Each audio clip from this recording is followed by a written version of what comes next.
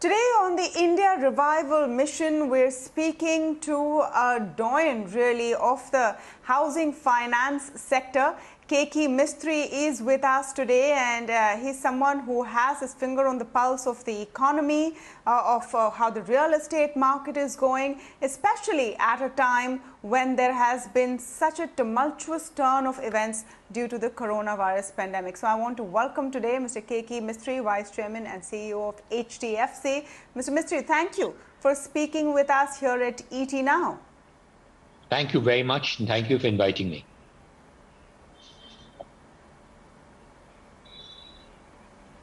Okay, let me begin by getting your assessment of where we stand, so to speak, because before we talk about how to revive the situation and the economic situation in particular, we need to assess what the current situation is.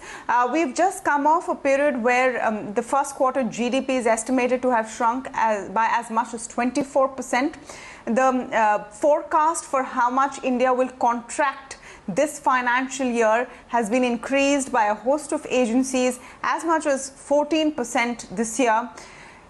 Are you seeing this more as because of the expanding cases of coronavirus, or are we somewhere stuttering in our revival post the end of the lockdown in June?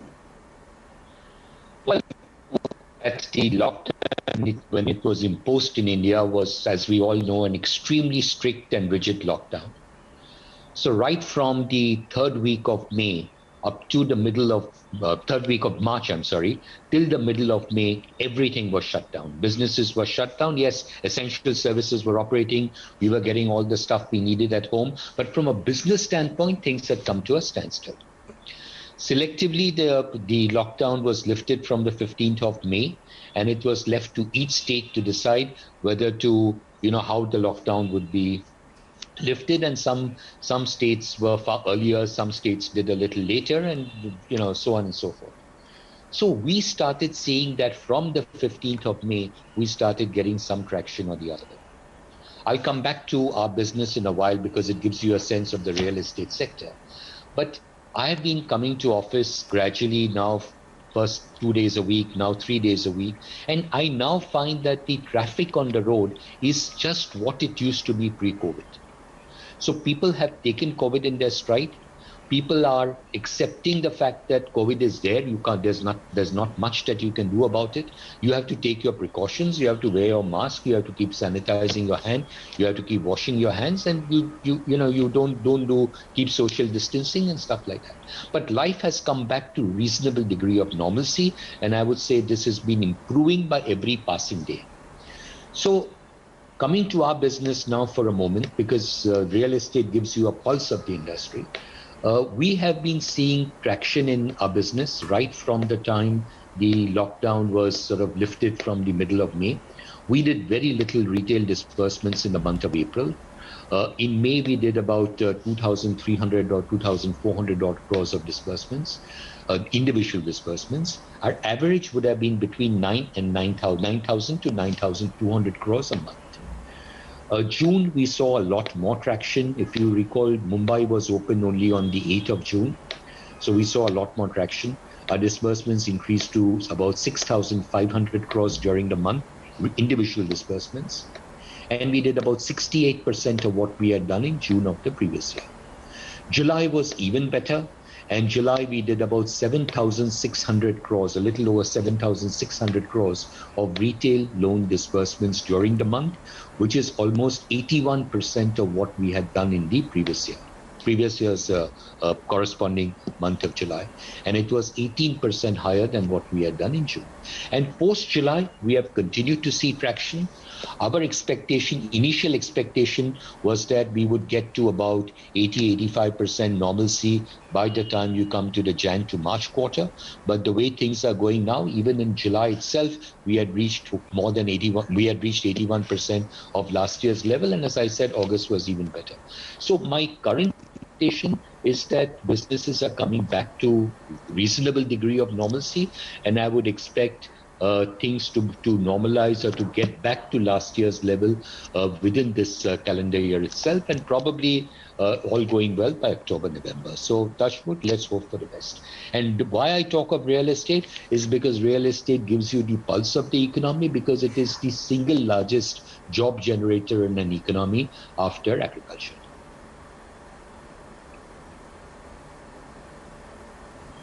Absolutely. So you're saying by October to November this year, you will hopefully get back to pre-COVID levels or 100% of pre-COVID levels. Give us a sense of where this demand is coming from. Demand is coming from all over the country. It is largely in the tier 2, tier 3 towns, and it is even in cities like Mumbai and Delhi and Bangalore and Pune and Chennai and even all the big cities. But the demand is more for the small to mid-sized apartments, or typically the property price would be somewhere in the vicinity of about 35, 40 lakhs or something of that sort. In Mumbai, for example, our average loan amount is about 40 lakhs, and the average cost of a property bought out of a loan is somewhere in the vicinity of around 70 odd lakhs. So it's more in the outskirts of the big cities and not in the center of the big cities. But having said that, even in the center of the big cities, even in the Mumbais and in the Delhis and in the in the Bangalores and the other big cities, there is, for good properties, there is demand coming high price. Some states have lowered stamp. For example, Maharashtra has lowered stamp duty from the earlier level of 5% to 2%, provided the registration of the property happens before 31st December. So to my mind, this will give a big fillip to more people coming at this time to buy property, and therefore give a fillip to construction. And why construction is important is because of the fact that it has forward and backward linkages to so many other industries, whether it is cement, whether it is steel, paint, power, and all the ancillary industries associated with housing. And it creates so many jobs. And today, to my mind, to bring about, to get the economy back on track, we need more job creation. To my mind, the single most important thing we should focus on is how do we create more jobs? How do we incentivize companies, organizations, manufacturers to hire more people and to produce more?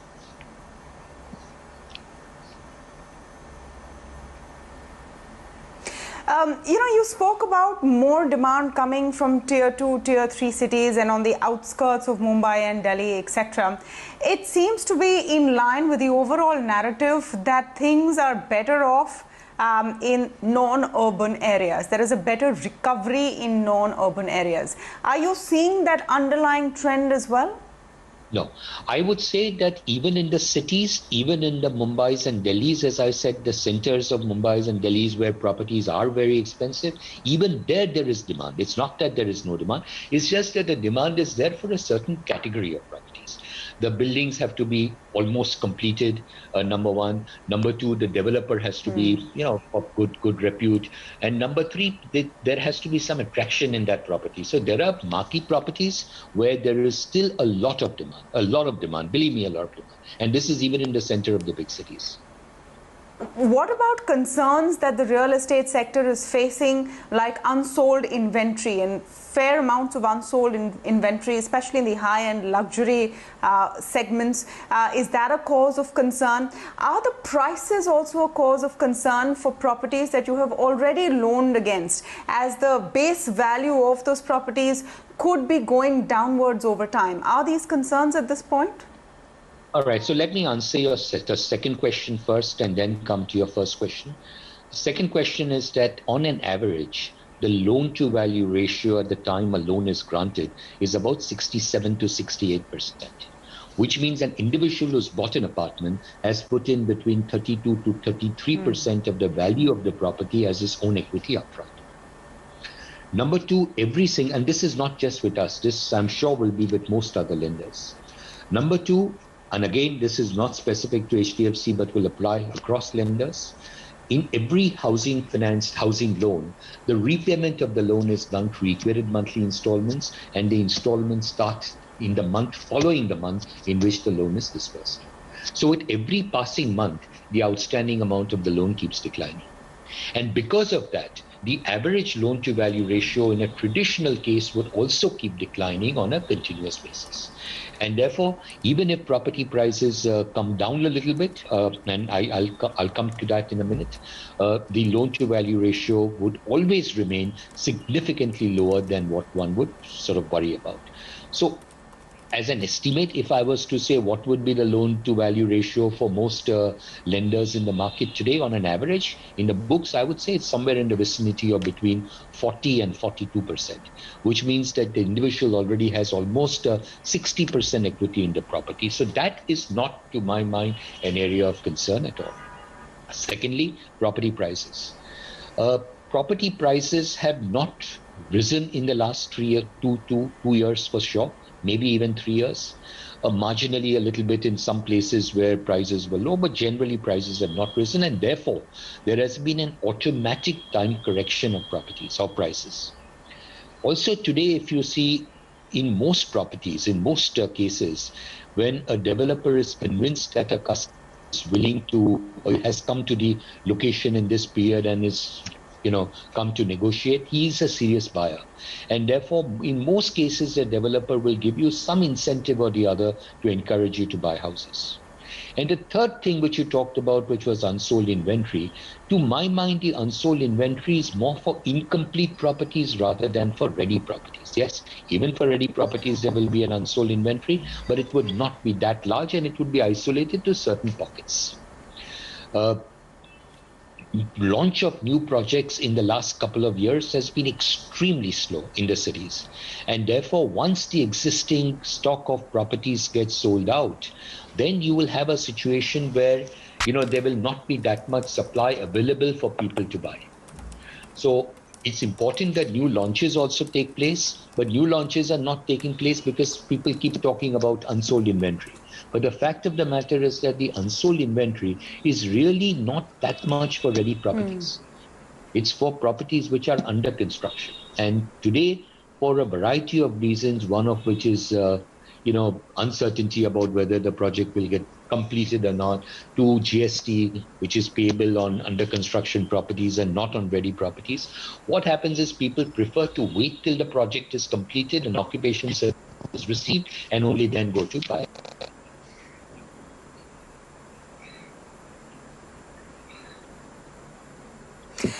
Give us a sense of where you see two indicators heading. One is interest rates. There's been sort of a pause in interest rate cuts because of high inflation. The Reserve Bank of India is not comfortable with the levels of inflation right now, and they're predicted to stay fairly high for some time. Do you see any downward direction possible in the next couple of quarters for interest rates?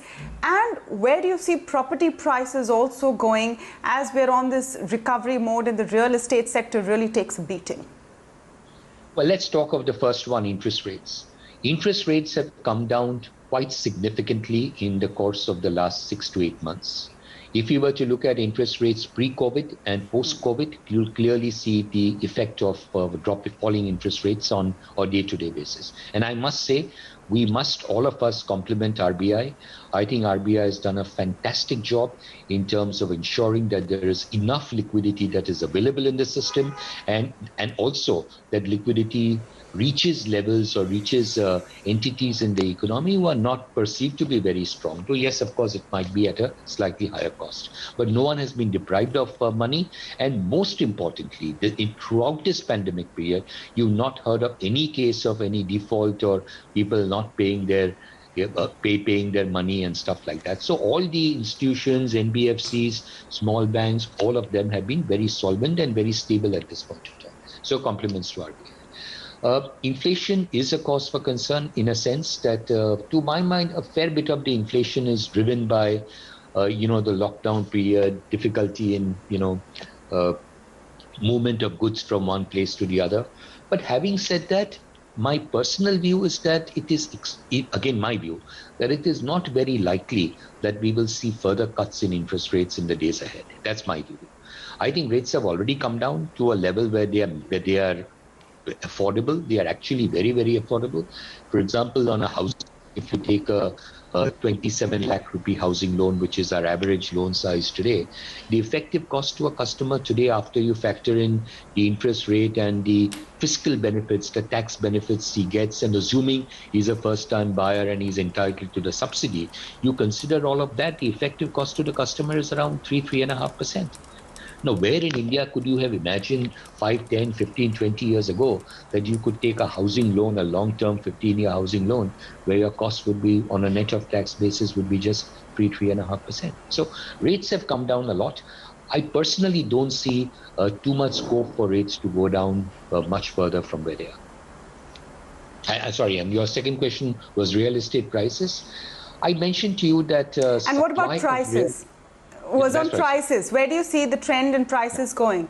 You talked about prices not going up, but many believe that the market is ripe for a crack finally, and there should be a decent enough correction in real estate prices. Do you see that coming? I do not see that. I really, truly, honestly do not see that.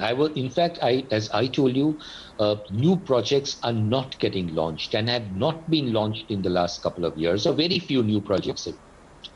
Therefore, what is happening is that the existing supply of real estate at some point is going to get exhausted. I mean, I'm not giving you numbers which are not in public domain. So let's just talk of HDFC's disbursements for the month of July. We disbursed 7,614 crore rupees of retail housing loans, and August was better. Now, if we disburse this size of housing loans, obviously there is a demand for housing loans. Otherwise, if there is no demand for houses, then where would we be disbursing these housing loans? So there is demand.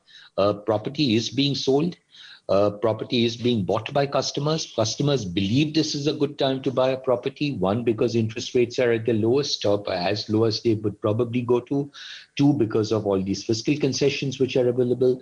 Three, because certain states have lowered various kinds of stamp duty and incidental costs of buying a house. And four, because the supply is not that large. Once the existing stock of supply is over, there is not going to be too much new supply coming to the market. So at some point of time when this supply gets exhausted, which might be 1 year, 2 years, 2.5, 3 years later, I don't know when, you could actually envisage a situation where prices can actually go up and not down. I mean, that's my personal view. Okay, so that's a very interesting takeaway. Keki Mistry says that in another 3 years, there could be a situation where prices are going up, not down. Let me come to what we're seeing right now. I must get your view on the RBI guidelines on restructuring for COVID, hit borrowers. This would impact or would be an option for individual borrowers as well. Is that something that you are seeing right now? You have spoken about the possibility of one-time restructuring in the past. What is the kind of demand for this restructuring that you're looking at?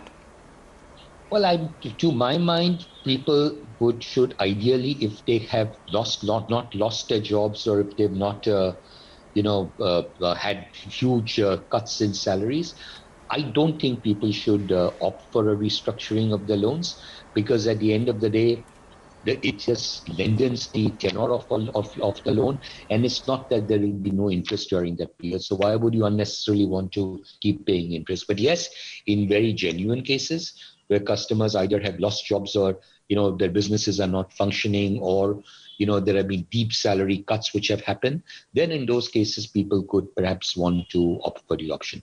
It's too early to say. I don't know how many people will apply for it. To my personal view is that it's not going to be as high a number as the market seems to think, but that's my personal view at this moment. I'm talking of individual retail borrowers. Trends you can share on individual retail borrowers that you are seeing?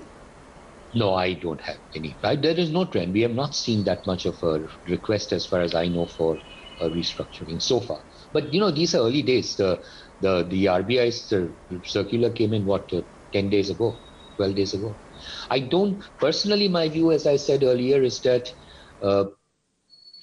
if your job is intact and if your income is there, you should not opt for the restructuring. The restructuring should only be resorted to if your business has been very, very significantly impacted and you just don't have liquidity, or if you've lost your job, in which case, of course, it is inevitable. Fortunately, there have not been that many job losses in the system, at least for the kind of middle income customers that someone like HDFC would be catering to. You know, I must ask you about the big moratorium question, Mr. Mistry, to the extent that you are able to answer, because I know that the issue is in the Supreme Court, which is seized of whether borrowers should pay interest on interest, or at least compounded interest. Now, we are hearing, and ET Now is reporting as per sources, that the Maharshi committee, which has been set up to consult the government and the finance ministry on what their stance should be in court, could be suggesting that compounded interest should be waived off. I will not ask you to get into the specifics of the case which is being heard right now, but as a policy, what do you make of this entire debate? And to those who think that interest on interest in the middle of a pandemic and a crisis is unfair, what would be your response? Well, my response would be that any middleman or any bank, let's say a bank, where does a bank get money to lend? The bank does not print money. The bank gets money from depositors. And to these depositors, you would pay interest, and whenever there is, if supposing it's a monthly interest deposit plan, at the end of the month, the interest would get credited to that person's account, and if you're not paying that interest, you would pay interest on that interest if it's monthly compounded. So it depends on and so if you're doing that on the liability side when you have to pay to your depositors, then a similar thing should be there on the asset side. I think the word penal interest and compounding of interest and all are very strong words. You have to understand the basics. Interest is to be paid on a monthly basis. If interest is not paid on a monthly basis, it gets debited to that individual customer's account. So it loses its character of interest. It is no longer interest. It is now part of the principal. So let's say your interest outstanding at your principal outstanding at the beginning of the month was, let's say, 10,000 rupees, and you added, let's say, hypothetically 50 rupees of interest during the month. At the end of the month, your outstanding loan is now not 1,000 rupees, it is 1,050 rupees, because the interest has lost its character. It has got added on to your loan amount, and you will be calculating interest on 1,050. So I think that is a moot point. A similar thing would be there on the liability side when you have deposits or you have loans or whatever other liabilities you have. So there has to be parity between what you have on the liability side and what you have on the asset side. No, fair. So that's my. No, that's fair enough. But the distinction which is being made is the circumstances under which this moratorium was granted in the first place.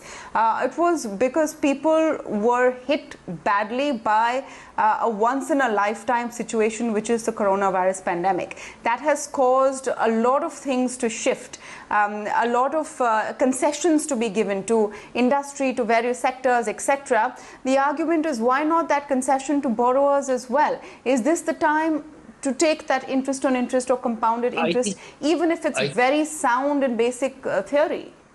I think you have to look at it like this, that the bank is not giving its own money. The bank is giving depositors money. So would it be fair to the depositor also if you say, given money to the bank, but we will not pay you interest on your interest? So you have to look at it from that perspective also. No? Who is going to bear that cost? There is a cost. It's an actual financial cost. Who bears that cost? Let me come to the revival side of the India Revival Mission and everything that we're talking about. You're painting a fairly optimistic picture as far as real estate sector is going, as far as housing finance sector is going. What, according to you, are the key challenges that we have to look at over the next few quarters as we hope to get back at least to pre-COVID levels as far as the GDP is concerned? I think the biggest focus area in my personal view would have to be job creation. Because if you can create jobs, if we can get more people getting salaries, getting income, people will spend that money, consumption will increase. If people spend money, then demand for goods and services increases. And if there is a demand for the goods you are producing, you will be inclined to produce more. So if you have to hire more people, you have to, on board more individuals and so on and so forth. So you have to pay salaries to more people. More people will have income, more people will spend money.